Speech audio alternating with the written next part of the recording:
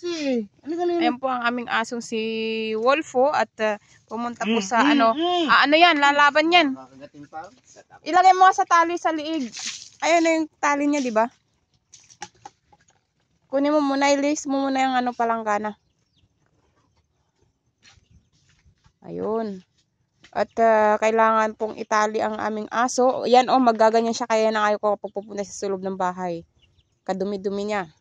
Kailangan niyang mabuhusan. Hindi pwedeng ganyan. Kasi may talsik-talsik ng rugit yung tarupa niya, oh. Kadumi-dumi niya, oh. Napakanuti ng aso na to. Mopo!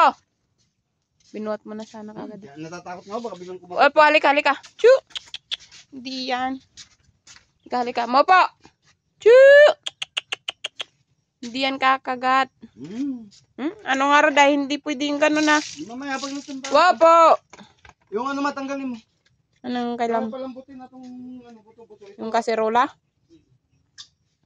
Saglit lang. Ito, ano yung parang mahit na tubig. Ayan na siya pa. Kaya mo muna. At kukunin ko yung kaserola. Saglit.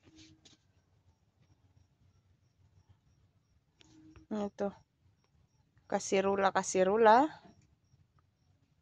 At ililipat ko ereng ano.